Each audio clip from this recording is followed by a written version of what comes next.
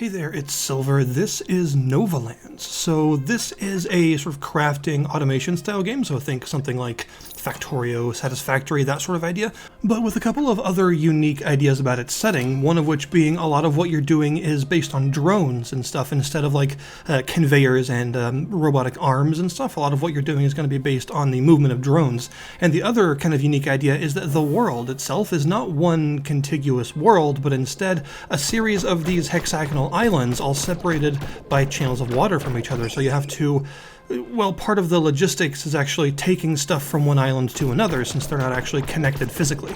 You'll start out crash-landed on one of the islands, and although the beginning kind of lends itself to like a survival-y sort of game, it's not one of those. You don't have to worry about food and water or anything like that, although you can gather food for healing purposes. You don't have to eat it for like a hunger gauge or anything.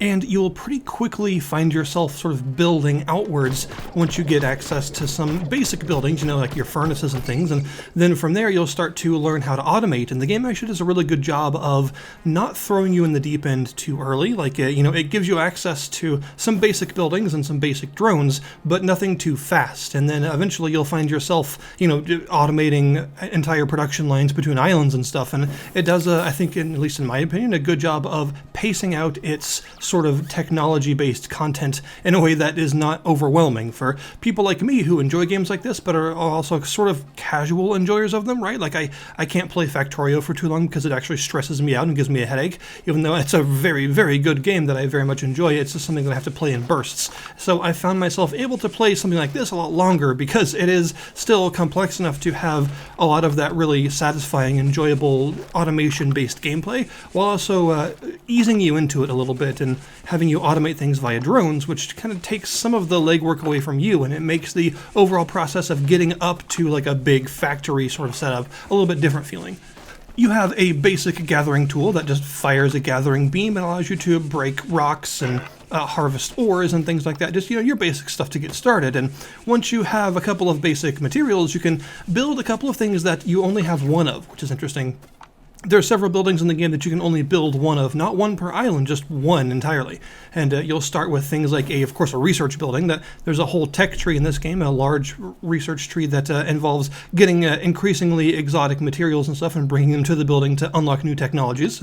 There's also the oxygen scrubber, which is very important because this world does not have breathable oxygen, so you've got to have the oxygen scrubber available, and the fact that you can only have one of these is a bit of a problem at first, deliberately so, because it limits your exploration somewhat, since as soon as you get off of the island that the scrubber is on, you will start to drain oxygen from your O2 tanks, and once that's out, you're going to need to get back to the island to replenish yourself before you die.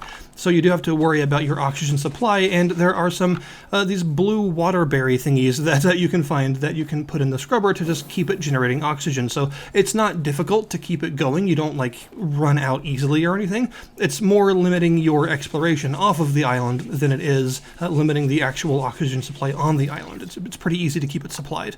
And then, of course, you'll be building a radar eventually, and the radar is what allows you to actually explore. So at first, you'll just have the starting island, and that's it. You'll be surrounded by water. However, once you construct the radar, you'll be able to spend resources at the radar to unlock new islands to go to, and each type of resource expenditure gets a specific island. It's not like a proc gen sort of thing, like every island has a specific biome, and you unlock them in a specific order, which is nice. As you spend that island's resources on unlocking a new island, you'll, of course, find new resources on that island, which you can then process and spend to get to even further islands and so on. So a lot of your material expenditure is sort of split in half between tech tree expenses and new island expenses to find even more resources.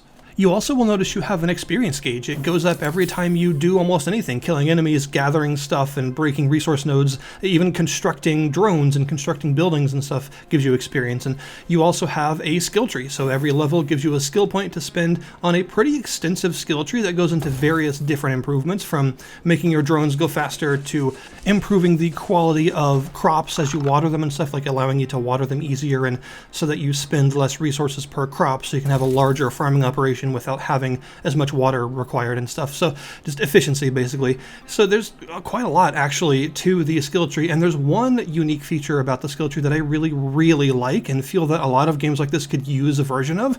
once you put a certain number of points into the skill tree, you will gain access to a sort of magical node, and this node will allow you to stop spending earlier resources, basically. So once you put 18 points into the skill tree, you'll be able to unlock one that makes it so your buildings no longer consume the basic stone resource or the basic sort of forged block resource that you can get from stone. So this means that you don't have to continue to produce the earliest basic building blocks for very long, because eventually as you keep leveling up, you'll gain the ability to skip over those and focus more on the later tier resources instead. This is a really cool idea, something I've never really seen before, honestly, and I think a lot of automation games like this could use something like this. It is optional. If you still want to produce those resources as part of your supply line, you can do it. You don't have to get this upgrade, but it's something that you can get, and as you continue to spend more and more points on the tree, you'll get farther and farther up this resource expenditure upgrade thing that allows you to ignore more advanced resources in favor of even more exotic stuff that you're finding now.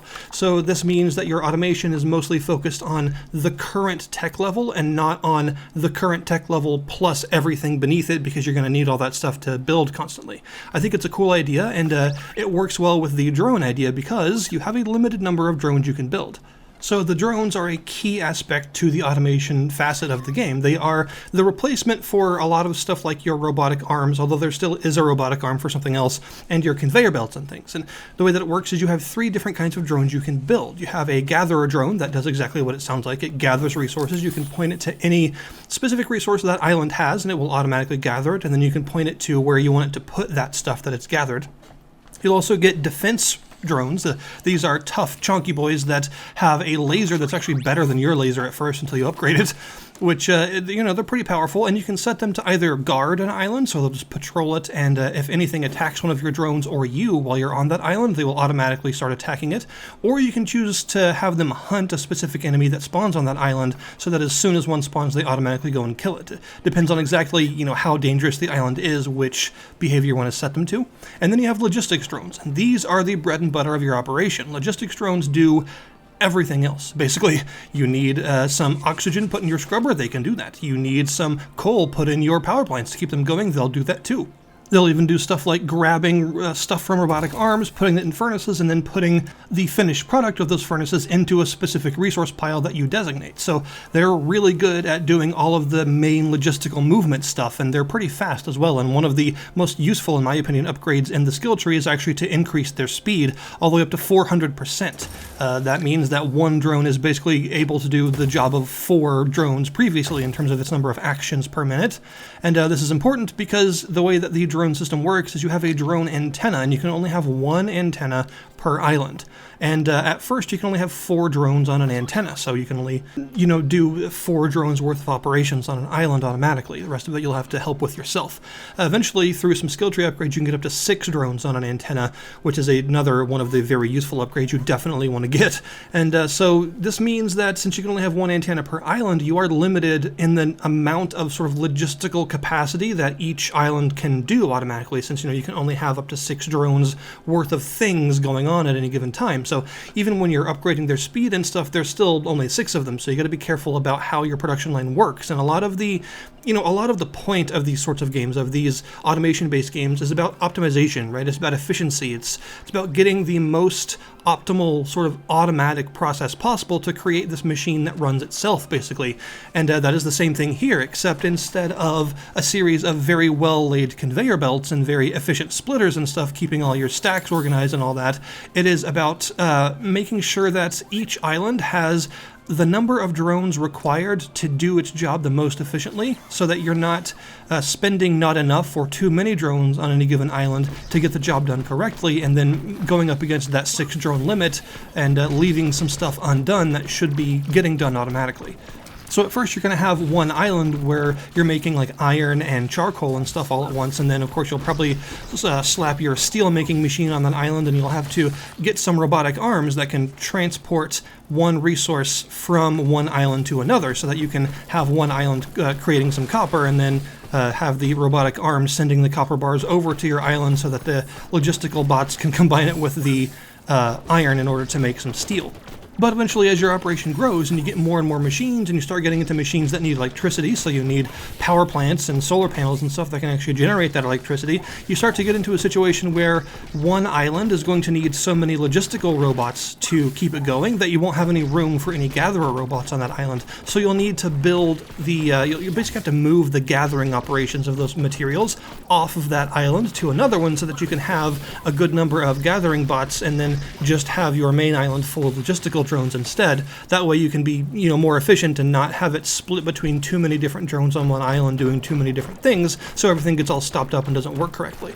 So basically the whole game is a sort of logistical puzzle that continues to expand outward and get more complex as you require more and more complex and exotic materials and resources, and eventually you'll be making stuff like plasteel and some other exotic things like that that require quite a bit of a more complicated sort of supply line to get them going. So you're going to have basically you'll have a machine spread across several islands, right? You're going to have several islands worth of production and refinement and storage all connected to each other, all operating hopefully as smoothly as possible across all these multiple islands with all these arms and drones running around and doing their job. And it's actually really satisfying to set it all up, and it makes for a really enjoyable gameplay loop to figure out a new resource that you need, and then to figure out how to fit that resource production into your current supply line and what you need to expand and where and stuff in order to get it running. It's a pretty cool idea, and I think this idea on a drone-focused automation game has a lot of lifespan to it. There's a lot you can do with it, and in fact there are some other more advanced things you can do later on, like getting the ability to make these chips that you can plug into a drone to increase their speed and stuff, or increase their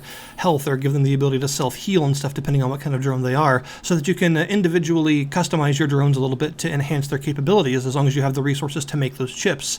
You'll also eventually get a machine that accepts gems that you can make with glass and some other advanced materials, and these gems can be slotted into slots representing the different types of production buildings, like furnaces and electrical furnaces and industrial plastic molding machines. Basically, you're making plastic that looks kind of like bacon, and once you've gotten these gems, you can slot them into any machine type, and all machines of that type on the island will be enhanced by that gem, so you can sort of increase your productivity and your efficiency and stuff by having these island-wide buffs based on these gems, which is a pretty cool idea. Another pretty neat idea is that there are boss fights in this game, but they're not exactly your normal boss fight. So you do have a gun. There is combat in the game. It's basic combat. It's nothing that's too advanced. You have a jetpack that works as a dodge roll, basically. It does give you immunity frames, as far as I can tell. And you have a basic sort of plasma rifle that can be upgraded multiple times. I should also mention, by the way, you'll find other NPCs as you explore islands, and you can eventually take these guys back to a hub island, give them some materials to make a sort of shop, and they'll be available for upgrades. You can spend various increasingly exotic materials on upgrades for yourself and your gear to increase your movement speed and your inventory size and your weapon damage and all that good stuff. And they'll take some real-life time to finish the upgrade, and then once it's done, you can go back to them, and they'll just give it to you, and there you go. You have an upgrade, and usually that will unlock more upgrades down the line using more advanced resources. But the way the boss fights work is really interesting because they're technically optional. So if you don't really like the combat, or you don't want to do the combat, or you're just finding the boss fight too difficult, you can actually choose not to do it, and instead to get an offering and give an offering to that boss in order to sort of beat it, in quotes, because it'll basically, give you the resources and send you past the boss progression-wise as if you beat it, but instead you gave it an offering. So this means players that enjoy the combat or just want to do a combat challenge kind of experience can fight the boss and beat it that way. Players that don't want to do that can instead do more of a production-based challenge to produce a specific kind of exotic offering for the boss and give that to them instead. So I really like the idea that the bosses are not forced upon you. They're important for progression, but you don't have to fight them if you don't want to, and instead there's a more sort of logistical production way around fighting them if you would rather not do that. Eventually, of course, you'll be unlocking even more advanced things that I'm not going to spoil because there's some really cool stuff later on. And also, as you clear the islands, you'll get multiple tiers of islands eventually that continue to go farther and farther out and need, of course, more and more advanced resources, but they also have more and more exotic enemies and resources to gather on them, so you can find all sorts of cool stuff. But of course, you got to worry about the logistics of, gathering those resources with drones and storing them and stuff, and then being able to transport them back to, like, your central islands where your main machinery is and stuff, and having to do that all in a way that doesn't take too long or cause like a supply line blockage and stuff. It's a very cool experience. It does a good job of being a drone-focused automation game with a very cute art style and some very nice music. There's quite a lot here for the price, and notably, by the way, this is a 1.0. This is not an early access game. I mention that because it's very common for these more automation-focused games to launch into early access and then to develop slowly afterwards, which is fine. I'm not knocking that. You know, it worked very well for games like Satisfactory and stuff. It's a totally reasonable way to do this sort of thing, but this game is not that. It is a fully finished product, which is very cool, and that means it's a lot easier to recommend it for the price because there's a lot of content here. It's very well polished, and there aren't a bunch of, like, you know, early access bugs or unfinished tech trees or anything like that that you're going to run into. It's all here and it's all done. So I will link you in the description below this video to the Steam store page that you can check this game out yourself. I highly recommend it if you're at all a fan of these automation style games, or if you just like sort of, you know, crafting games in general and you want something that's a little bit different. The drone focused way that this game does things gives a bit of a new spin to the genre. I feel that is definitely worth trying. So thank you guys very much for watching, and I'll see you next time.